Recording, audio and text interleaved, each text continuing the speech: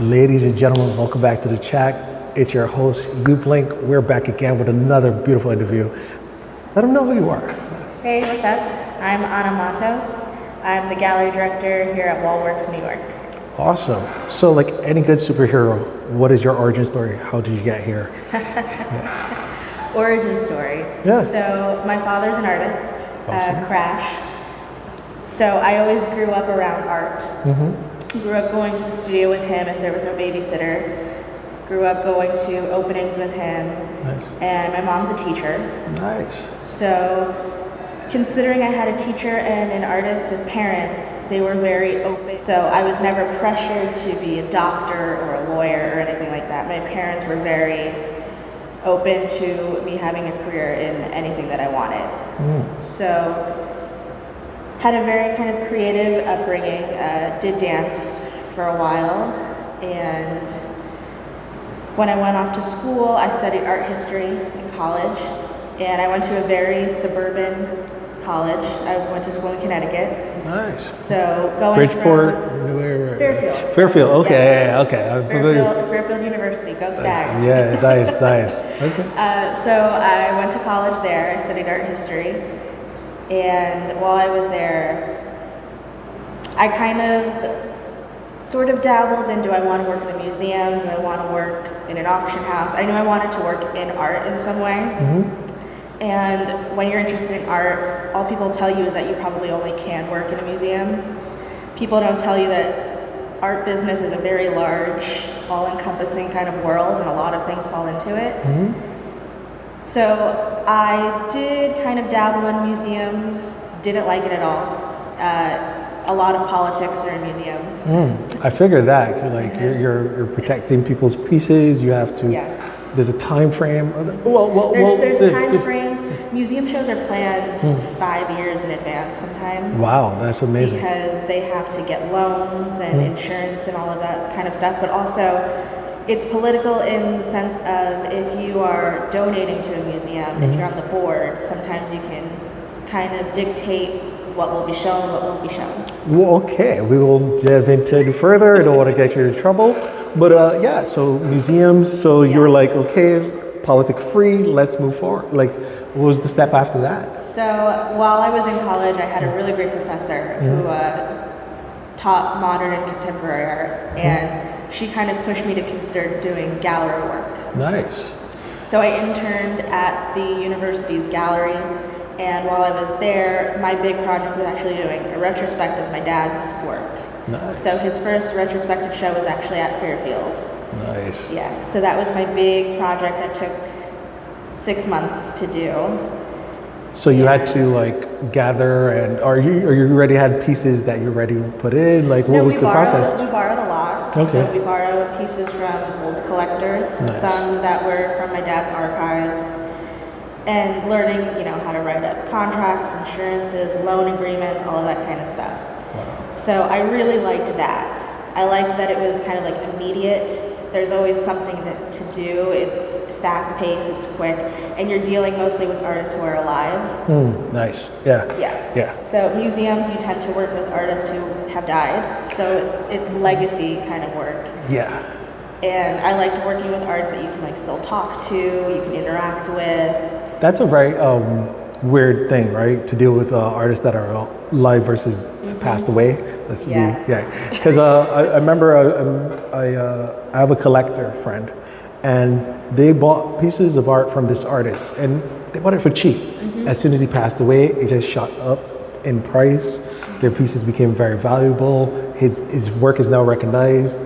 So it's kind of like, you're dealing with not the artists themselves, but you're dealing with the people that own their pieces, and that's a little bit more hands in the pot, as they would say. It's weird. It's very strange. Yeah.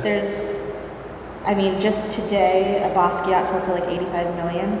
I'm good on that. I don't have that. That's not in my room. But it's crazy. Yeah. And it's, it becomes so much more of like a persona once you pass away, and it feels like that's what you're buying. You're buying a piece of like, to say you have a Basquiat, to say you have a Warhol.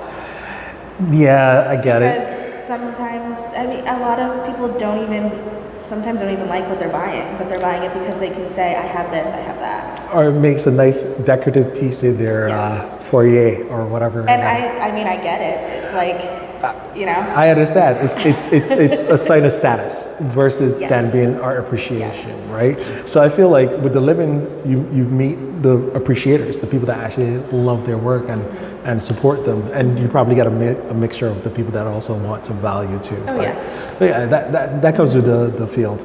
But I mean, that's amazing. So you did this amazing show for your dad in Fairfield, and that was your taste, and then after that, you could have let go. Yes, right? so that was my junior year in college, and I was like, I think I really like this gallery kind of world that, I mean, I went to galleries when I was younger, but like, you know, this was the 90s, and a lot of galleries were older, white men. Yeah, stiff. Who owned them. So it didn't feel quite like that was a vein I could go into.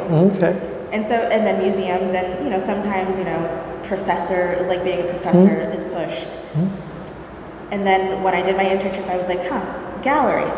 I don't know why I didn't think of that before, but I'm into it. Nice. Okay. So you just went from college, did show, and did you did you start working in a gallery or? So when I graduated from college, I went to FIT and got my master's in art business. Nice. So when I was graduating, I didn't feel like I was ready to immediately start working yet. I wanted to like get more experience into kind of what I was thinking I would go into. So I did the program at FIT, which was really valuable. And from that, I did a year of just kind of like freelance work. So working for my dad, I also helped manage a couple of other artists, doing like contract work for them, reading over contracts, helping them with social media. And then one day, my father and I were driving down into the city, and we were on Bruckner, and we passed by the corner of Bruckner and Alexander and saw an empty storefront. And just in passing, we're just kind of like, that'd be kind of cool to like open up a gallery there. And just kind of said it, half joking, half not, but didn't think anything else of it. And I was actually applying to different jobs to work in different galleries at the time. And then we found ourselves in Paris for a work trip like 2 or 3 weeks later, and my dad brings it up to a friend of ours that works in galleries in Paris, and was just like, I think we're just gonna do it. So did you just give me the origin story of WallWorks? Yes. I believe this is WallWorks 1, right? WallWorks New York, our first location. First location, okay, yeah. Well, you said a but, so go ahead. So it was just kind of like, we said it in joking, and then it came up in Paris, and then when we got back to New York, we contacted the real estate company to see if it was available, and we signed a lease on it. So nice. So with the beginning of what was the first show like? Like that's pretty interesting, right? Yeah. Like assembling the group of artists that. So if you don't mind, can you tell me a few of the artists that was in the first show, and that very first night of opening, and how did that feel for you and everything? So we took over the space in August. So August we kind of just like cleaned up. It was going to be a bar. Okay. So the people who were there before us started working it to be a bar. They ran out of funding and it shut down. So we dismantled the bar they built, made it into like window seats, painted all the walls. We had original brick in that space. Nice. And we didn't want to touch it because it was like from, early 1900s. So we found this system where we could put rods on the ceiling and then just hang things from a wire that way so that we didn't touch the brick. And the brick was something that was like so unique and something that a lot of artists actually really liked because it's something different. It's not just a white wall. So as for I was like, okay. But the brick was fun. It was challenging because sometimes you couldn't hang things the way you wanted to. But so it was brick walls. There was like a back alcove that was white walls, and we decided we wanted to do 3 months of like soft openings. So we did 3 months of just kind of like playing around of what night do we think works best, what hours work best, how long do we want openings to be. So our first soft opening was in September, and it was just a huge group show, and we wanted it to be all people from the Bronx. Nice. So our first group show had Tats Crew, so Bio, BG183, Nicer. We had Days, had put in some sculptures. We had Sexer. We had, oh my gosh, who didn't we have in our first show? We had a lot of people in our first show. Nice. And the first opening, that soft opening in September, it was shoulder to shoulder in the gallery. You couldn't walk around much. It was just everyone just standing in a room, laughing, talking, looking at art. There were people on the sidewalk. Thank goodness we were on a corner because people were just all around. Nice. And, you know, we had a little tiny air conditioner, didn't do very much. The windows were fogged. Actually, it was funny. During our soft launch, Taki 183 came by, and he tagged Taki 183 in our window because it was so misty and steamy because everyone was just in this little space. And when we went to go clean the windows the next day, it came off. But every time the windows got misty again, you would still see the Taki 183 tag. That's a good story. Oh my God. Yeah, so that was our first soft opening. Nice. And so going into the full launch, how was that night for you? Our full launch was in January, mid-January, and we did a show of A1, Ramel Z, and Dondi. Okay, nice. So we did these 3 artists who all were friends of my dad who had all passed away. Okay. So we called the show Iconoclast, which is a Ramel Z reference. So everything in that show was borrowed, so everything was on loan, and nothing was for sale, because we really wanted to just kind of be like making a statement. So, and these are 3 artists who are such pioneers for everyone today that sometimes get overlooked. So let's talk about those 3 artists. What would you say they brought to the table that people may overlook? And also, like, let's talk a little bit more about you. You've been talking about the show and stuff like that, but like, what are you, like, besides this, is there anything else that you dabble in? Are you an artist yourself and stuff like that? So like, this is about you. So like, thanks for sharing that history. But yes, those 3 artists, what would you say that they implemented into the culture that maybe people aren't too familiar with? So Dondi did so much beautiful line work, and his art was just very thoughtful and interesting. And he did a lot, but he didn't do so much where it was kind of like all over the place. He had to kind of like really seek Dondi work out. And A1 was just, A1 is one of the people that Basquiat would look up to. Okay. So Basquiat's painting, I think it's called African Kings or something along those lines. It was painted about the Mitchell houses that are not far from here. And Basquiat would come up here to hang out with A1 and a few other guys, and that's where they would get high, of course. But it's legal now. But those are people that people like Basquiat would like look up to and want to collaborate with and hang out with. Nice. And Ramel Z is just kind of like, you wouldn't have a lot of hip hop without Ramel Z. He was just a wordsmith, a poet. People talk about like Afro-futuristic kind of stuff. He was already doing that back in the late 70s, early 80s. Okay. So a lot of like early kind of like hip hop and like things like that are from Ram. You guys got your homework to do now. So and you yourself, are you an artist? Do you dabble? Do you like play around, or are you just all about the? Well, I think everyone's an artist. Yeah, that's a beautiful segment. I believe so too. I tell people all the time, just start. Oh, I do. Start. Yeah. So for myself, I don't do kind of like fine art stuff. I sketch, but that's about it. I think when you have a father who's an artist, it can be intimidating. Good to know. When I was younger, I would like help him like prime canvases and do background stuff, but that's about it in terms of fine art. I don't do much.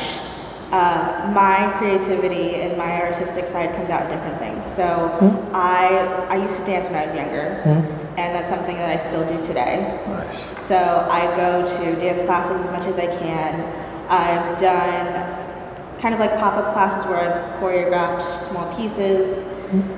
And that's just something that, moves my body, so it's working out and not having to think that I'm working out. And going back to something that I loved when I was younger. So dancing for sure is a creative outlet for me. I also bake. Ooh, I have had some of her cookies. They are delicious. Whenever you come to one of her lovely openings, just come, head straight to the desk and get one. Don't even stop. Don't look around at the pictures yet. Just get one of her cookies. Go ahead. So I bake, and cooking as well, but baking is fun in that it's very precise. Yes. You can mess up baking very easily, so. Oh, I know. Yeah. I've caramelized the banana cake one time. Don't ask me how. I just did it, and I had to throw that away. I was like, that sucks. So it's something that totally it takes my brain off of anything else because you have to be very precise in what you're doing. Nice. So when I'm like very stressed out about something, I'll bake because it's something else to do. So just whenever I see you in like a dire situation, just the next day, just hands open. I know where to come over. So now let's talk about the art scene here in the Bronx. And we just got out of the pandemic. Things are opening back up. We're in I think a way better place than we were like maybe last year. Like, would you agree with me on that? I would agree. Yeah. So for all the young, aspiring creatives out here, this is one of the things we do on this platform is just like, throw a little something to the little gems out there for the younger folks. What advice? What things are you seeing here in the Bronx that give you a little bit of hope and make you like happy to see the art scene like grow here? Like, what are you noticing right now?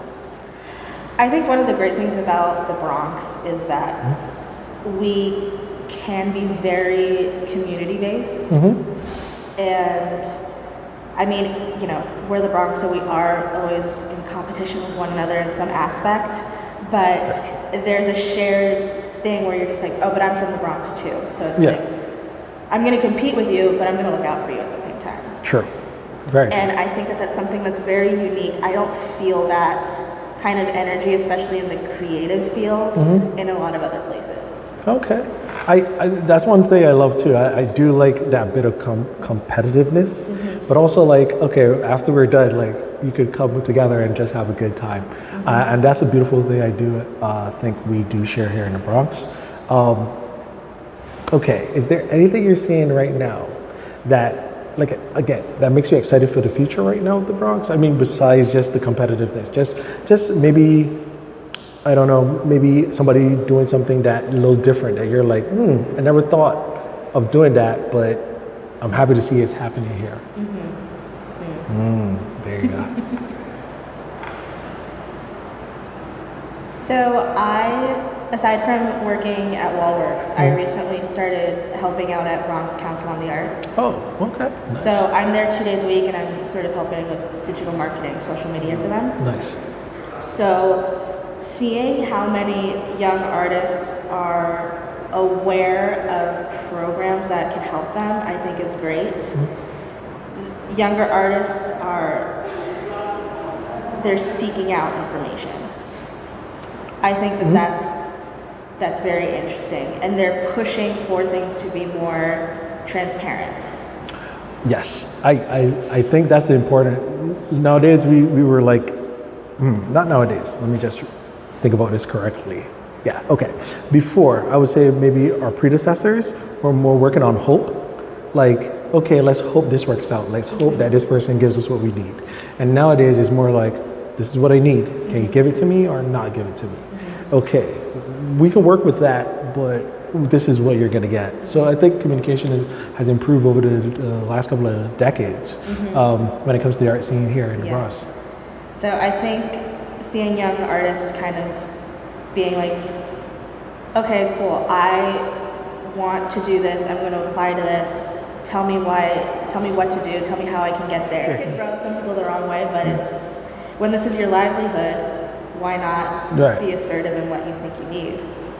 I think it's because it's that mixed bag of like, I don't want to ask, I don't want to get rejected, but also like, who are you to ask for this? Like it's that mixed bag. So you get that little back and forth, but most of the time, I think it's that saying. What is it again?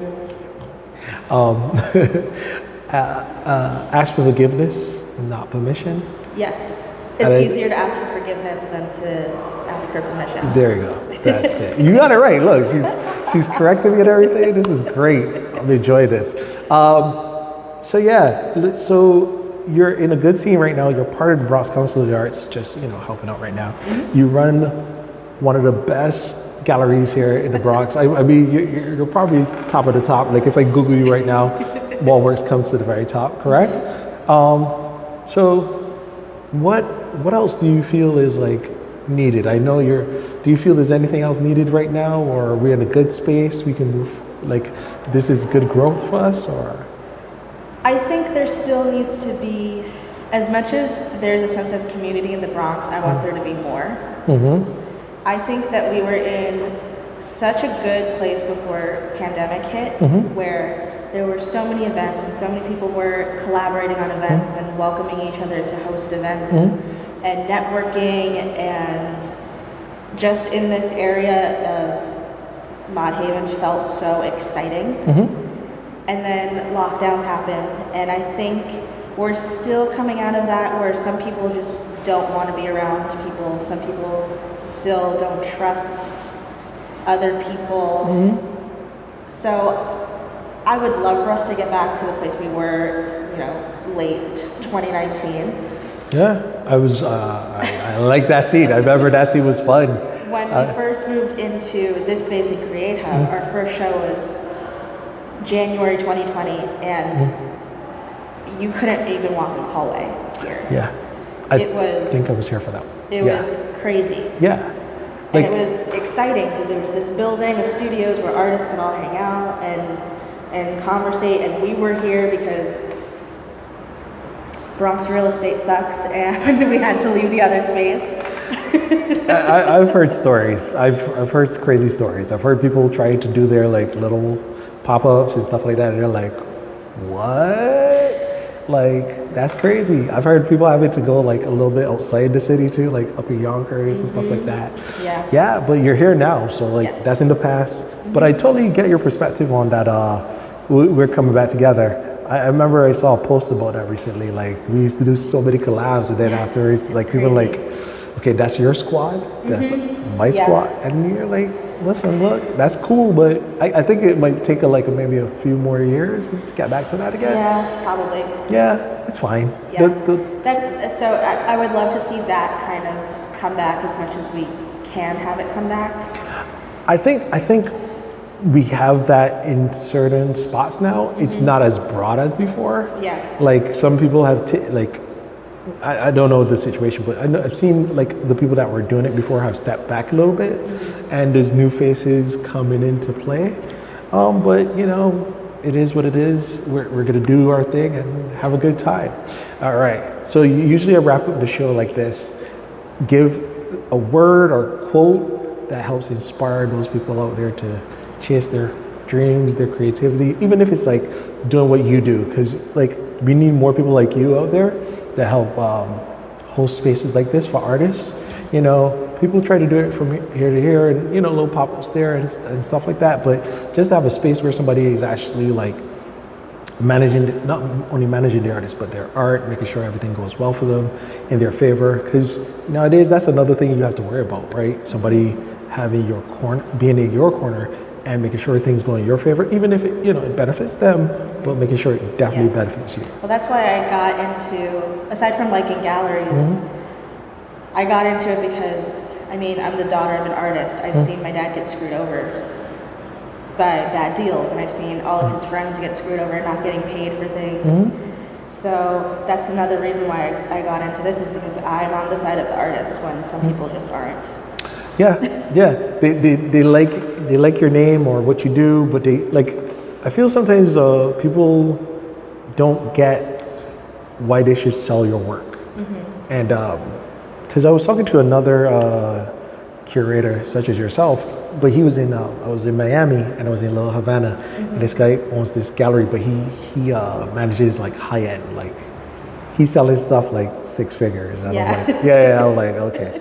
So but he's saying to me like how artists shouldn't sell their work, and that's his opinion. That's fine, but the way he's explaining it is like sometimes we overvalue our stuff a little bit too much, and not in a like monetary way. Just we're attached to it, and when it comes to us selling certain things, we don't know how to let go, and also divide personal value versus monetary value. And that sometimes gets a little complicated. So I got his perspective on that. But I think that's a hard match to find sometimes, finding somebody that understands your work and can sell it for you and put it out there and give that person the same feeling that you get about how you feel about your work. It's hard to explain, but I think I get it. Yeah, right? Okay, cool. Yeah. So like, again, like, is that, like, how do you manage that? I know we're getting, that's a hard part. I tend to work with like entry to mid-level artists. So a lot of times we're kind of like the first place that an artist has shown their work before outside of like their studio. So the conversation of how to price their work comes up a lot because for a lot of them it's the first time they're actually doing it. So we are a gallery, so we do work commission-based. So we do take commission of anything that sells. Of course. So my first kind of like conversation with an artist about how much they're selling is, have you ever sold a piece before? And if they sold something directly from their studio, at least we have like a starting point to then add the gallery commission to. But sometimes people have never sold anything before. So I always kind of say, all right, well, you have to, at the very least, make back your material cost and make up your labor cost. So, because you have to pay yourself. Yes. You shouldn't be so completely in debt selling your art. You should at least try to break even if you can. Very true. So, I mean, we work with a lot of artists who are kind of like more typical fine artists, I would say, who do a lot of canvas work or photography, some sculpture. So you have to at least make the material back. So if you're spending, you know, $100 on your canvas and paint, and it took you 4 hours to paint, I mean, if you want to get very mathematical and say you should make at least minimum wage on your painting, you should at least ask for 400, depending on like the size or things like that, especially if you've never sold before. Right. So I want the artist to at least make their money back of what they've put into the art. Okay. And a lot of times also, you know, and I do see it sometimes, artists can overvalue their work if they think that this is the only thing that they should be doing. So I'm a firm believer in that you're an artist whether or not something sells. Very true. You're an artist because it's in you. You have to release it somehow, and your chosen form maybe to put it on a wall. You're an artist because it's in you, and your way to express it is by putting it on a wall, and that you're not defined as an artist whether or not it sells. And I mean, my father drove a pickup truck to tow cars when things weren't working well. Days was working in a museum bookstore when things weren't going well. Because like the late 80s, early 90s, there was a definite dip in the art market, and it affected everyone. So the artists who were still working on their art, but also had another job to pay the bills of life, Yes, kind of had the drive to keep going. So you're an artist whether or not you also teach. You're an artist whether or not you also, you know, are a secretary somewhere or a librarian or anything like that. Because it's something within you that you have to do whether or not you're getting paid for it. So when you get to the level where you can sustain your life through your art, that's great. Not everyone gets there. very true. And I find that the artists who overvalue their work do it because they think that this is it. Like they shouldn't have to work any other job. And that's just, it's not true. No. Unless you are coming from a very wealthy family and you don't have to worry about bills, that's just not the case. Right. I think a lot of people, I think we definitely are like in a very, that hustle culture, like, and everybody's stuck in that mindset right now where it's like, yo, I gotta hustle, I gotta make, everything I do is, and you're like, no, you be practical. Like, it's okay to go and work at McDonald's for a little bit to make sure you have food until you can go and do the next art show or next art gallery. And you don't have to just stay in this lane. Like, like you can do whatever you need to do to survive. And I think that's the sad part about some of us right now. We're so stuck in that hustle. Like, okay, I got to make this money somehow, some way. Instead of, I'm a firm believer, and this came through pandemic. I'm a firm believer in having boundaries for work and taking the time to shut off. So maybe that's my advice to everybody. There you go. You need boundaries, and you need time to shut off. It doesn't matter what your job is, doesn't matter what field you're in. You need to have time where you're not answering emails, where you're not going to answer a phone call, where you're not going to actively be thinking about your next project, your next pace, anything like that. And you need time to shut off because your body will tell you when you need to rest. And it'll tell you at the worst possible time, at the most inconvenient time. And you're going to have no choice but to rest. I concur. I have a little like thing I call input versus output.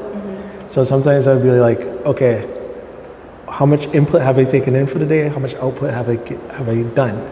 So if I put in, if I'm drawing all day, and I'm drawing all day, I'm like, okay, I just gave it a whole bunch of output. Now I got to take in something. And sometimes I just like, you know what? Stop. Let me just take in some music or something. And I think that's the thing, especially if you work in a creative field. There's this perception that you're already doing what you love. It shouldn't matter how much you're working. No. And that is just false. I just thought like people would be like, hey Shawn, can you do this thing? Can I get it by Thursday? Like I'd be like, no. 2 weeks. Why so long? Can you not? No. You're asking me to come up with an idea that you had out of thin air, and I have to make it acceptable for you. So that's going to take a while. And it's just, but you, because I also freelance and do other things outside of this and Bronx Council, where it's like, but you already love doing, graphics, like, so what's another 3 that I'm asking you to do for something? And I like it, it's creative, it's fun, but everyone hits a wall, and it doesn't matter if it's something you love doing. The way you just spoke was so like dismissive, like, you love it though, right? Like, you have no other life. You don't like going to concerts. You don't like going out for dinner. You just love creating. So why are you upset that they want to give you more to do? And then make sure they pay you on time. I still get that. That is, the freelance life is great because you can make your own schedule, say yes to things you want to, say no to people you don't want to work with.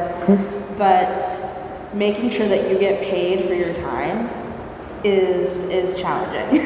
Oh yeah, I just went through that. I just went, and I'm like, okay, at least I got it. So, but I understand that. Like, take our advice. Contracts. Yes. Write yourself a contract. Deposit. Yeah. 50% down. Yeah, that's what I do. Like, hey, I ain't started nothing until I see. And they're like, really? You can't sketch? I'm not sketching nothing. If you want me to sketch, you even have to pay. And that's it. Because what is it doing? It's taking your time to sketch.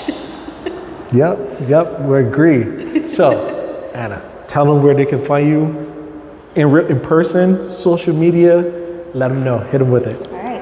You can find me at WallWorks during business hours here. I'm here Thursday, Friday, Saturdays. So you know when to come for the cookies. Like, again, you just come for those. Like, you can just like, hey, is the gallery open? No. Like, if nothing's going on, just ask them for the cookies. You got them. On socials, I'm Anna Alexis 89 on Instagram. My freelance page is AAM_creative on Instagram. If you want to follow the gallery, it's WallWorksNY. Nice. And that's a wrap. Thank you for being here. I just hit the mic again. Thank you for being here. I appreciate your time. And that's it, guys. Catch you next time. Bye.